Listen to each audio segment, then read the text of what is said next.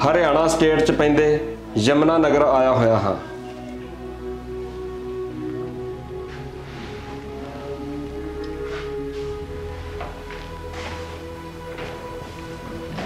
आओ तुहानू मिलाउने आ दुनिया दियां सब तो सोहणियां कुड़ियां विचों एक दे नाल जिहदा नाम है मोनिका शर्मा।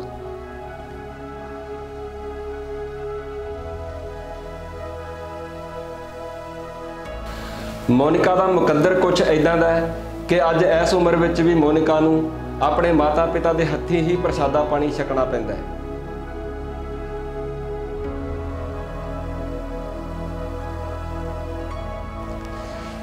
मैनू बहुत दुख हुंदा है जदों ख्याल आउंदा है कि मोनिका नूं जां ते इत्थे बिस्तरे ते लेटे रहना पैंदा है जां फिर व्हील चेयर ते। मोनिका दा उसारू जही सोच वाला चेहरा तक के यकीन ही नहीं आउंदा कि मोनिका दा पूरा ही शरीर पूरी तरह डेड है।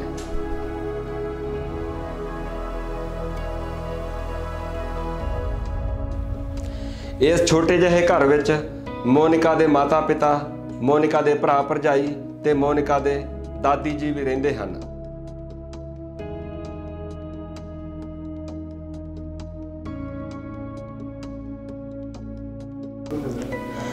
मोनिका कदी कदी अपने भविख नूं लैके बहुत ही ज़्यादा चिंता विच पै जांदी है।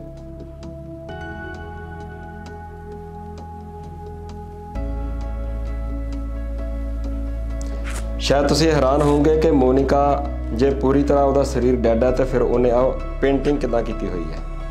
मैं तुहानूं वो भी दसदा कि मोनिका ने आ सारी पेंटिंग्स किवें बनाई है। मोनिका अपने मूँह दे विच ब्रश पाउंदी है और फिर मूँह दे विच ब्रश पा के ते उहदे नाल पेंटिंग करदी है। आ तुसीं देखो हरेक पेंटिंग कुछ ना कुछ सुनेहा दिंदी हुई प्रतीत हुंदी है। ये सारा कुछ मोनिका ने बनाया। इत्थे बस नहीं बहुत सारी पेंटिंग्स हैगियां ने, आ होर भी तुसीं देख सकदे हो। आ सारा कुछ मैं कई बार सोचदा हुन्ना कि मोनिका साडे सारियां वांग आम जी नहीं है। मोनिका बहुत ही ज़्यादा खास है। सानू कई बार लगता कि मोनिका दे विच कोई ना कोई कमी है। फिर मैं सोचदा कि जिहड़ी कोई शरीरक समस्या जे वो मोनिका नूं ना हुंदी तां तुसीं सोच के वेखो कि मोनिका ने हुण तक किन्नियां क मल्लां मार लईआं हुंदियां। आ सारी पेंटिंग्स इस गल का सबूत है कि मोनिका ने हुण तक बहुत कुछ कर लेना सी। मोनिका नूं इन्हां पेंटिंग्स के बदले या मोनिका नूं आ तुसीं देखो सन्मान पत्र भी मिले हुए ने। मोनिका का बहुत ही ज़्यादा मान सत्कार भी हो चुका है, पर मोनिका नूं एक घाट रड़कदी है। मान सन्मान तो हुंदा पर मोनिका चाहुंदी सी कि मैं बड़े ही वधिया तरीके दे नाल कोई मैनूं सरकारी जॉब मिल जाती मेरी योग्यता के मुताबिक, तो मैनूं किसी के उपर डिपेंड ना होना पैंदा, मैं अपनी रोजी रोटी आप कमा के खा सकती। पर साडे मुल्क नूं आज़ाद होया नूं 74-75 वरे बीत चुके ने, उहदे बावजूद भी मोनिका वर्गियां लड़कियां इदां ही घूम रही ने, पर उन्होंने कोई जॉब नहीं। बहुत सारे NGOs वाले आउंदे ने, मोनिका कई बार अखां भर लैंदी है, लारे लाउंदे है, जज्बातां दे नाल खेडदे है, खेडण तो बाद फिर वो लांबे हो जाते हैं।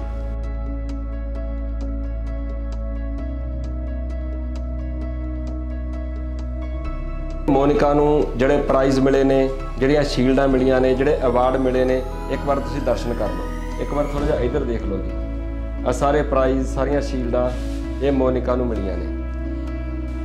एक अवार्ड मेरे हत्थ विच है जिहड़ा सन 2020 दे विच मोनिका नूं मिलिया सी। ये मैं खास तौर पर अपने हत्थ विच इस करके रखिया है क्योंकि इहदा नाम है भारत की वीरांगनाएं अवार्ड 2020।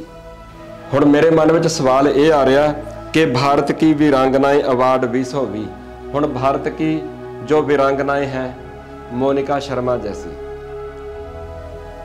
मोनिका शर्मा जे भारत की वीरांगनाएं हैं तो भारत की वीरांगनाएं ऐसी हालत में क्यों? सरकार उन्होंने एक नौकरी तक भी मुहैया क्यों नहीं करवाती? ये सरकार के सामने सवाल है। जदों मोनिका नूं आ सन्मान दिता गया सी तो उस वेले कैबिनेट मंत्री ने नौकरी देने का वादा किया सी, पर वादा वफा नहीं होया।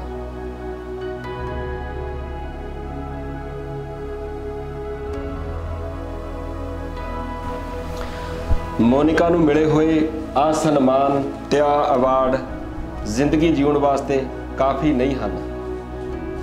ਜ਼ਿੰਦਗੀ ਜਿਉਣ ਲਈ ਹੋਰ ਵੀ ਬਹੁਤ ਕੁਝ ਚਾਹੀਦਾ ਹੁੰਦਾ ਹੈ।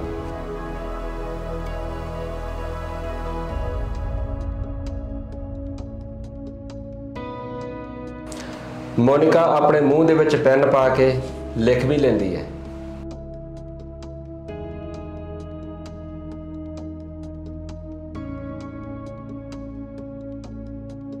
ਤੇ ਹੁਣ ਮੈਂ ਸੋਚਦਾ ਕਿ ਮੇਰੇ ਹੱਥ ਕੰਮ ਕਰਦੇ ਆ ਤੇ ਮੇਰੀ ਲਿਖਾਈ ਇਦਾਂ ਦੀ ਹੈ ਤੇ ਮੋਨਿਕਾ ਨੇ ਆਹ ਸਾਰਾ ਕੁਝ ਆਪਣੇ ਮੂੰਹ ਦੇ ਵਿੱਚ ਪੈਨ ਪਾ ਕੇ ਲਿਖਿਆ।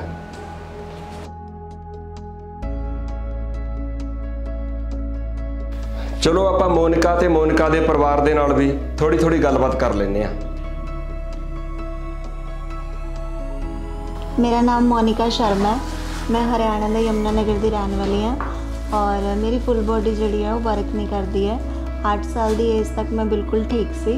8 साल तो बाद मेरे नाल ट्रेजिडी हुई और पूरी बॉडी मेरी पैरालाइज्ड हो गई है और हुण जिहड़ी मेरा लाइफ है बिल्कुल पेरेंट्स से डिपेंड है।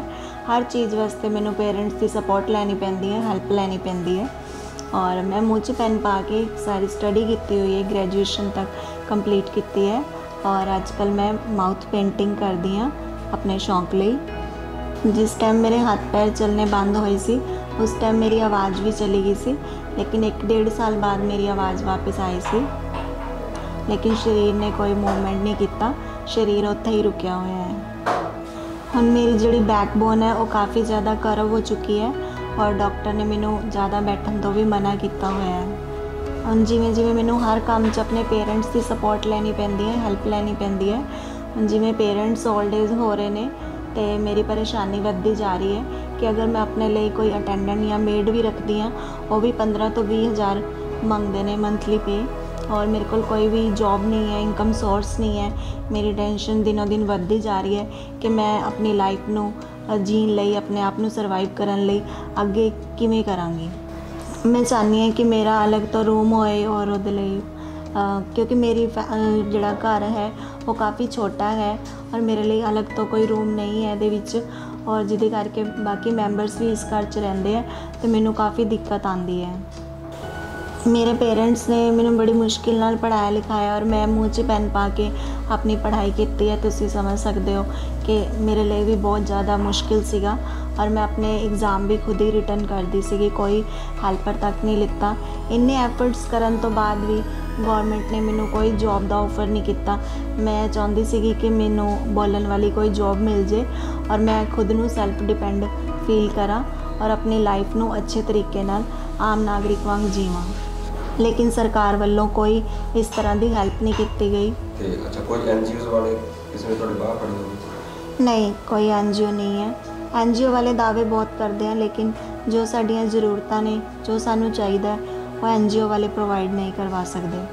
पहली गल कोई मिलता नहीं है, मेरे केयर टेकर जिहड़ा ईजी नहीं है मिलना और जो कोई मिलता है तो उसकी डिमांड यही होती है कि 9 to 5 ड्यूटी देवांगे, 15 तो 20 सैलरी होनी चाहिए है। मैं 5वीं क्लास तो लैके ग्रेजुएशन तक अपने एग्ज़ाम खुद ही अपने मूँह च पेन पा के लिखे हुए हैं बिना किसी राइटर तो। ਇਹ ਮੋਨਿਕਾ ਦੀ ਐਲਬਮ ਹੈ। ਮੋਨਿਕਾ ਨੂੰ ਫੋਟੋਆਂ ਖਿਚਾਉਣ ਦਾ ਵੀ ਬਹੁਤ ਜ਼ਿਆਦਾ ਸ਼ੌਂਕ ਹੈ। ਤੁਸੀਂ ਦੇਖ ਸਕਦੇ ਹੋ ਮੋਨਿਕਾ ਦਾ ਹੱਸਦਾ ਹੋਇਆ ਮਾਸੂਮ ਜਿਹਾ ਚਿਹਰਾ। ਮੋਨਿਕਾ ਦਾ ਚਿਹਰਾ ਤੱਕ ਕੇ ਤੁਹਾਨੂੰ ਪਤਾ ਲੱਗੂਗਾ ਕਿ ਮੋਨਿਕਾ ਕਿੰਨੀ ਜ਼ਿਆਦਾ ਉਸਾਰੂ ਸੋਚ ਵਾਲੀ ਕੁੜੀ ਹੈ।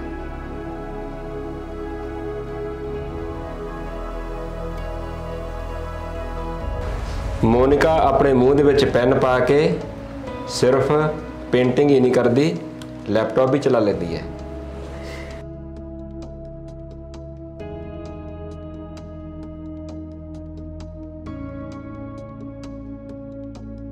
कईयां नूं लगता होएगा कि मोनिका आम वर्गी नहीं है। मैनू भी लगता है कि साडी मोनिका आम नहीं, मोनिका बहुत ही ज़्यादा खास है।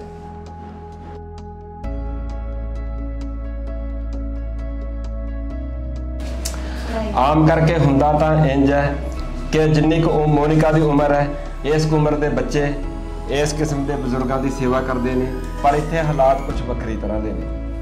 ये मोनिका के दादी जी ने। इन्हां दी उम्र तकरीबन 85 साल हो चुकी है, पर हालात इदां दे ने कि मोनिका दे दादी जी अज भी छोटे ਜਿਹੇ मासूम बच्चों वांग मोनिका की सेवा करते हैं। जम्मी लड्डू बनते डालते, कोई चाह कीता कुछ नहीं करता। पर जो पै गई चंडीगढ़ भी 2 महीने के नाल धक्के खाती रही, कुछ नहीं बनया। देखो जी दुख तो बहुत है। हाँ जी, अज वड्डी हुंदी ते अगले घर जांदी, सानू काहदा दुख। हाँ जी, हुण जिन्हां ने मैं तो कर जोगी क्या करी, टट्टी करानी, पेशाब कराना, नहाना धोना, सारी सारी जिम्मेवारी दूजे के सिर ते ही। हाँ जी, हाँ जी। हो गई 30 साल की थी, 35 साल की। अपने हथी खाना खवाते हो? हाँ जी, ठीक है।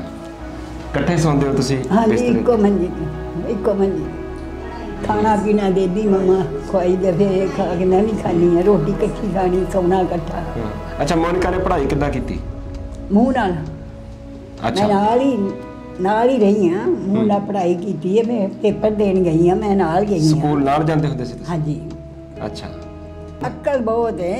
हाँ। समझदार बहुत है। मैं कहनी है कि जे किते ठीक होंदी ना, अगले जाके घर वसदी। ये सी जिन्नी मेरी अकल समझ हर एक गल दी। ਉਹਨੂੰ ਸਾਨੂੰ ਦਿਮਾਗ ਨਹੀਂ ਸਾਡਾ ਕੰਮ ਕਰਦਾ ਜਿਹੜਾ ਇਹ ਨਾ ਕਰ ਕੀ ਕਰੀਏ। ਮੁਸ਼ਕਲ ਤੇ ਹੋਈ ਹੈ। ਹਾਂਜੀ ਹਾਂਜੀ, ਜਿਹੜੀ ਮੰਜੀ ਤੇ ਬੈਠੀ 2 ਮਹੀਨੇ ਚੰਡੀਗੜ੍ਹ ਰਹੀ ਹਾਂ। मुझे सोना खाना कोई। अच्छा माता जी, सरकार ने कोई मदद की कभी? ना, मुँह च पा के पहना ते पढ़ाई की है, सरकार ने कुछ नहीं किया। कोई मदद नहीं की सरकार ने, कुछ नहीं किया। नौकरी लादी तो भी आते पे पढ़ गई, औखी सौखी नौकरी कर दी है, अपने जोगी हो जाती। माँ प्यो के सिर ते ही है। हाँ, तुसी देख सकते हो कि दादी जी दे मन का दर्द। ਤੁਸੀਂ ਦੇਖੋ, ਮੈਨੂੰ ਸਮਝ ਨਹੀਂ ਲੱਗਦੀ ਕਿ ਮੈਂ ਕੀ ਬਿਆਨ ਕਰਾਂ। ਵਿੱਚ ਮੇਰਾ ਮਨ ਦੁਖੀ ਹੁੰਦਾ, ਵਿੱਚ ਭਾਵੁਕ ਹੁੰਦਾ, ਵਿੱਚ ਮੈਨੂੰ ਖੁਸ਼ੀ ਹੁੰਦੀ ਹੈ, ਔਰ ਵਿੱਚ ਮੈਨੂੰ ਆਪਣੀ ਛੋਟੀ ਭੈਣ ਮੋਨਿਕਾ ਦੇ ਨਾਲ ਜੈਲਸ ਵੀ ਹੁੰਦੀ ਹੈ। ਜੈਲਸ ਕਾਹਦੀ ਹੁੰਦੀ ਹੈ ਭਲਾ? ਮੋਨਿਕਾ ਅੱਜ ਵੀ ਆਪਣੀ ਦਾਦੀ ਦੇ ਨਾਲ ਛੋਟੇ ਜਿਹੇ ਬੱਚਿਆਂ ਵਾਂਗ ਇੱਕ ਦੂਜੇ ਨਾਲ ਘੁੱਟ ਕੇ ਜੱਫੀ ਪਾ ਕੇ ਸੌਂਦੇ ਨੇ। ਕਿੰਨੀ ਖੁਸ਼ਕਿਸਮਤ ਹੈ ਮੋਨਿਕਾ। ਪਰ ਦੁੱਖ ਇਸ ਗੱਲ ਦਾ ਹੁੰਦਾ ਕਿ ਮੋਨਿਕਾ ਅੱਜ जवान होने के बावजूद भी छोटे ਜਿਹੇ मासूम बच्चों के वांग जिंदगी जीने के लिए मजबूर है।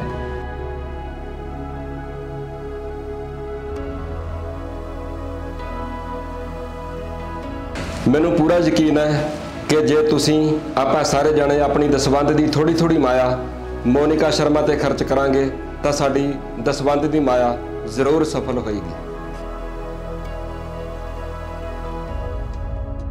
ਆਪਾਂ ਸਾਰੇ ਜਾਣੇ ਮਿਲ ਜੁਲ ਕੇ ਮੋਨਿਕਾ ਦੇ ਲਈ ਕੁਛ ਨਾ ਕੁਛ ਚੰਗਾ ਕਰ ਸਕਦੇ ਹਾਂ। ਕੀ ਕਰ ਸਕਦੇ ਹਾਂ, ਕਿਵੇਂ ਕਰ ਸਕਦੇ ਹਾਂ, ਕਿੱਥੇ ਕਰ ਸਕਦੇ ਹਾਂ, ਆਓ ਤੁਹਾਨੂੰ ਲੈ ਕੇ ਚੱਲਦਾ।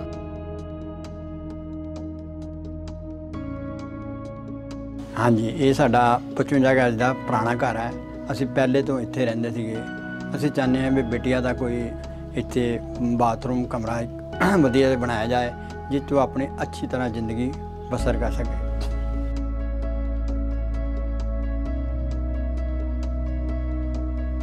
सो मेरा दिल करता है कि आप सारे जने मिल जुल के थोड़ा जिहा हमला मारीए तो अपनी इस प्यारी जी भैन का आप एक काम सवार सकते हैं। सो काम सवारन वाला यही है कि आ जी केवल 55 गज की जगह है, आप इत्थे एक मोनिका वास्ते छोटा जिहा वाशरूम तो एक छोटा जिहा कमरा बना के दे दईए तो जो मोनिका अपनी जिंदगी इत्थे वधिया तरीके दे नाल बसर कर सके।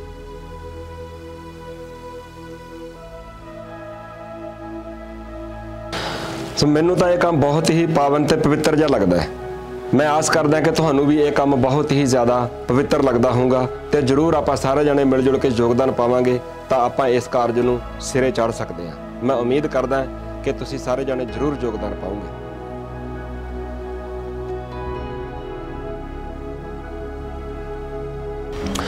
सो जे तुहाडे मन विच आ रहा कि आपां नू मोनिका दी बांह फड़नी चाहिदी है तो फिर मैं तुहाडे नाल एक दो गल्लां जरूर साझीआं करनियां चाहूँगा।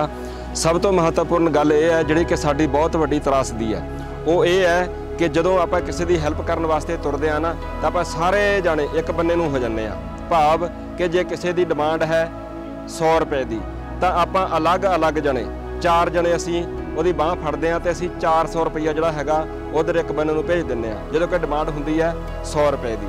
ਸੋ ਇਹ ਇੱਕ ਸਾਡੀ ਤਰਾਸਦੀ ਹੈ, ਆਪਾਂ ਇੰਜ ਨਾ ਕਰਿਆ ਕਰੀਏ। ਇੱਕ ਜਣੇ ਦੀ ਡਿਮਾਂਡ ਪੂਰੀ ਹੋ ਗਈ, ਮੰਨ ਲਓ 100 ਰੁਪਏ ਦੀ, ਮੈਂ ਉਦਾਹਰਨ ਦੇ ਰਿਹਾ। ਸੋ ਉਸ ਤੋਂ ਇਲਾਵਾ ਹੋਰ ਬਹੁਤ ਸਾਰੇ ਲੋਕ ਹੋਰ ਹੁੰਦੇ ਨੇ ਜਿਨ੍ਹਾਂ ਵਿੱਚੋਂ ਕਿਸੇ ਦੀ ਹੋ ਸਕਦਾ ਕੇਵਲ 20 ਰੁਪਏ ਦੀ ਡਿਮਾਂਡ ਹੋਵੇ। ਸੋ ਸਾਨੂੰ ਇਸ ਤਰੀਕੇ ਦੇ ਨਾਲ ਸਾਰਾ ਕੁਝ ਕਰਨਾ ਚਾਹੀਦਾ ਹੈਗਾ। ਇਹ ਨਹੀਂ ਹੈਗਾ ਕਿ ਕਿਸੇ ਇੱਕ ਨੂੰ ਬਹੁਤ ਜ਼ਿਆਦਾ ਪਰਜਾ ਦਈਏ ਤੇ ਹੋਰ ਜਿਹੜੇ ਬਹੁਤ ਸਾਰੇ ਲੋਕ ਹੈਗੇ ਨੇ ਜ਼ਰੂਰਤਮੰਦ ਉਹ ਬਿਲਕੁਲ ਹੀ ਸੱਖਣੇ ਰਹਿ ਜਾਣ। ਸੋ ਇਹ ਇੱਕ ਮੇਰੀ ਜ਼ਰੂਰ ਬੇਨਤੀ ਹੈ। ਹੁਣ ਮੈਂ ਇੱਥੇ ਤੁਹਾਨੂੰ ਬੇਨਤੀ ਕਰਨੀ ਚਾਹੂੰਗਾ ਕਿ ਜੇ ਆਪਾਂ ਮਨ ਬਣਾ ਲਿਆ ਕਿ ਆਪਾਂ ਮੋਨਿਕਾ ਦੀ ਬਾਂਹ ਫੜਨੀ ਹੈ ਤਾਂ ਉਹਦੇ ਵਾਸਤੇ ਆਪਾਂ ਇੱਕ ਦੂਜੇ ਨਾਲ ਰਾਬਤਾ ਕਾਇਮ ਕਰੀਏ। ਇੱਕ ਗੋ ਫੰਡ ਅਕਾਊਂਟ ਹੁੰਦਾ ਹੈਗਾ, ਉਹ ਆਪਾਂ ਤਿਆਰ ਕਰ ਸਕਦੇ ਹਾਂ ਔਰ ਉਹਦੀ ਜ਼ਿੰਮੇਵਾਰੀ ਕੋਈ ਵੀ ਲੈ ਸਕਦਾ, ਤੁਹਾਡੇ ਵਿੱਚੋਂ ਕੋਈ ਵੀ ਲੈ ਸਕਦਾ ਜਾਂ ਕੋਈ ਵੀ ਲੈ ਸਕਦਾ ਹੈਗਾ। ਸੋ ਉਹ ਜਿਹੜਾ ਅਕਾਊਂਟ ਹੈਗਾ ਉਹਦੇ ਵਿੱਚ ਖਾਸੀਅਤ ਇਹ ਹੁੰਦੀ ਹੈ ਕਿ ਪੂਰੀ ਦੁਨੀਆ ਦੇ ਵਿੱਚ ਬੈਠ ਕੇ ਕੋਈ ਵੀ ਇਨਸਾਨ ਉਹਨੂੰ ਵੇਖ ਸਕਦਾ ਹੈ ਕਿ ਉਹਦੇ ਵਿੱਚ ਕਿਸ ਇਨਸਾਨ ਨੇ ਕਿੰਨੇ ਰੁਪਈਏ ਪਾਏ ਹੈ ਔਰ ਹੁਣ ਉਹਦੇ ਵਿੱਚ ਕਿੰਨੇ ਰੁਪਈਏ ਜਮ੍ਹਾਂ ਹੋ ਚੁੱਕੇ ਨੇ। ਸੋ ਜਦੋਂ ਜ਼ਰੂਰਤ ਪੂਰੀ ਹੋ ਜਾਵੇ, ਜਿੰਨੀ ਜ਼ਰੂਰਤ ਹੈ, ਜਿਵੇਂ ਮੰਨ ਲਓ ਮੋਨਿਕਾ ਦਾ ਜਿਹੜਾ ਉਹ ਸਾਰਾ ਕੁਝ ਆਪਾਂ ਤਿਆਰ ਕਰਨਾ ਚਾਹੁੰਦੇ ਇਸ ਜਗ੍ਹਾ ਦੇ ਉੱਪਰ। ਸੋ ਉਹ ਜਿਹੜਾ ਹੈਗਾ ਐਸਟੀਮੇਟ ਲਵਾਇਆ ਸੀਗਾ ਉਹਨਾਂ ਨੇ, ਪਰਿਵਾਰ ਨੇ, ਮੋਨਿਕਾ ਹੋਰਾਂ ਨੇ 7 ਲੱਖ ਤੋਂ ਲੈ ਕੇ 8 ਲੱਖ ਰੁਪਏ ਦੇ ਵਿੱਚ ਉਹ ਸਾਰਾ ਕੁਝ ਜਿਹੜਾ ਹੈਗਾ ਤਿਆਰ ਹੋ ਜਾਣਾ। ਸੋ ਜਦੋਂ ਸਾਨੂੰ ਲੱਗੇ ਕਿ 7 ਜਾਂ 8 ਲੱਖ ਰੁਪਈਆ ਜਮ੍ਹਾਂ ਹੋ ਚੁੱਕਾ ਹੈ ਤਾਂ ਫਿਰ ਉਹ ਅਕਾਊਂਟ ਉੱਥੇ ਬੰਦ ਕੀਤਾ ਜਾ ਸਕਦਾ ਹੁੰਦਾ। ਸੋ ਉਸ ਤੋਂ ਬਾਅਦ ਫਿਰ ਉਹ ਪੈਸੇ ਜਿਹੜੇ ਕਢਵਾ ਕੇ ਉਹ ਉਹਨਾਂ ਨੂੰ ਦਿੱਤੇ ਜਾ ਸਕਦੇ ਹੁੰਦੇ ਆ। ਸੋ ਮੈਂ ਚਾਹੁੰਦਾ ਕਿ ਇਸ ਤਰੀਕੇ ਦੇ ਨਾਲ ਪਾਰਦਰਸ਼ੀ ਤਰੀਕੇ ਦੇ ਨਾਲ ਸਾਰੇ ਕਾਰਜ ਹੋਣ ਤਾਂ ਕਿ ਉਸ ਤੋਂ ਬਾਅਦ ਫਿਰ ਜੇ ਕਿਸੇ ਹੋਰ ਪਰਿਵਾਰ ਨੂੰ ਜ਼ਰੂਰਤ ਹੈ, ਕਿਸੇ ਹੋਰ ਨੂੰ ਲੋੜ ਹੈ ਤਾਂ ਉਹਦੀ ਜ਼ਰੂਰਤ ਪੂਰੀ ਕੀਤੀ ਜਾ ਸਕੇ। ਸੋ ਇਹ ਇੱਕ ਮੈਂ ਤੁਹਾਡੇ ਨਾਲ ਗੱਲ ਸਾਂਝੀ ਕਰਨੀ ਸੀਗੀ। ਕਈ ਵਾਰ ਮੈਂ ਇਹ ਚਾਹੁੰਦਾ ਹੈਗਾ ਕਿ ਪਾਣੀ ਜਿਹੜਾ ਹੈਗਾ ਇੱਕ ਪੁਲ ਦੇ ਥੱਲੇੋਂ ਦੀ ਲੰਘ ਕੇ ਜਾਵੇ, ਫਿਰ ਪਤਾ ਹੁੰਦਾ ਵੀ ਹਾਂ ਬਈ ਆਹ ਇੱਦਾਂ ਹੋ ਰਿਹਾ ਹੈਗਾ।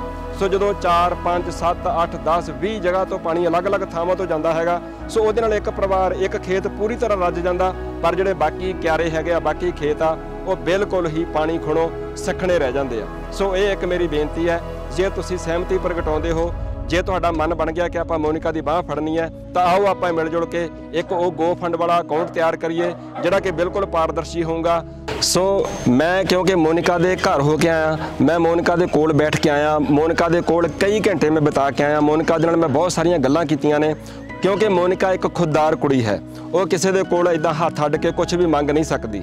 ਔਰ ਮੈਂ ਮੋਨਿਕਾ ਨੇ ਮੈਨੂੰ ਆਖਿਆ ਸੀਗਾ ਕਿ ਭਾਜੀ ਮੇਰੀਆਂ ਜਿਹੜੀਆਂ ਜ਼ਰੂਰਤਾਂ ਨੇ ਤੁਸੀਂ ਇੱਦਾਂ ਖੁੱਲ੍ਹ ਕੇ ਸਾਰਿਆਂ ਦੇ ਸਾਹਮਣੇ ਇੱਦਾਂ ਬਿਆਨ ਨਾ ਕਰਿਓ। ਮੈਂ ਬੇਨਤੀ ਕਰਾਂ, ਮੋਨਿਕਾ ਦੀਆਂ ਬਹੁਤ ਹੀ ਜ਼ਿਆਦਾ ਜ਼ਰੂਰਤਾਂ ਨੇ, ਤੁਸੀਂ ਅੰਦਾਜ਼ਾ ਲਾ ਸਕਦੇ ਹੋ, ਤੁਸੀਂ ਸਮਝ ਸਕਦੇ ਹੋ। ਇੱਕ ਇਨਸਾਨ, ਇੱਕ ਲੜਕੀ ਜਿਹਦਾ ਪੂਰਾ ਸਰੀਰ ਕੰਮ ਨਹੀਂ ਕਰਦਾ, ਜਿਹਦੀ ਸਿਰਫ ਧੌਣ ਤੋਂ ਉੱਪਰ ਜਿਹਦਾ ਸਿਰਫ ਚਿਹਰਾ ਹੈ, ਬੋਲ ਸਕਦੀ ਹੈ, ਆਪਣੇ ਮੂੰਹ ਦੇ ਵਿੱਚ ਪੈਨ ਪਾ ਕੇ ਉਹ ਫੋਨ ਦੇ ਉੱਪਰ ਕੁਝ ਟਾਈਪ ਕਰ ਸਕਦੀ ਹੈ, ਪੇਂਟਿੰਗ ਬਣਾ ਸਕਦੀ ਹੈ, ਜਿਹੜੀ ਪਾਣੀ ਪੀਣ ਵਾਸਤੇ ਵੀ ਕਿਸੇ ਦੇ ਉੱਪਰ ਡਿਪੈਂਡ ਹੈ, ਜਿਹਨੇ ਵਾਸ਼ਰੂਮ ਜਾਣਾ ਹੈਗਾ। ਸੋ ਮੈਨੂੰ ਲੱਗਦਾ ਕਿ ਮੈਂ ਫਿਰ ਉਹ ਸਾਰਾ ਕੁਝ ਕਰਨ ਜਾ ਰਿਹਾ, ਬੋਲਣ ਲੱਗਾ ਸੀਗਾ ਜੋ ਕੁਝ ਉਹ ਚਾਹੁੰਦੀ ਕਿ ਨਾ ਬੋਲਿਆ ਜਾਵੇ। ਸੋ ਤੁਸੀਂ ਅੰਦਾਜ਼ਾ ਲਾ ਸਕਦੇ ਹੋ, ਆਪਾਂ ਅੰਦਾਜ਼ਾ ਲਾ ਸਕਦੇ ਹਾਂ ਕਿ ਮੋਨਿਕਾ ਦੀਆਂ ਜ਼ਰੂਰਤਾਂ ਕਿੰਨੀਆਂ ਜ਼ਿਆਦਾ ਨੇ।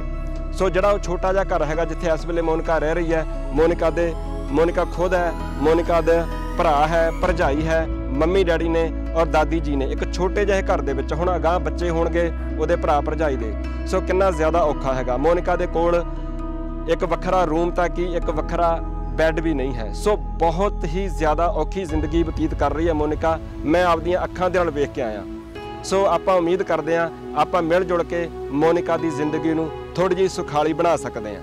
ਬਹੁਤ ਬਹੁਤ ਧੰਨਵਾਦ।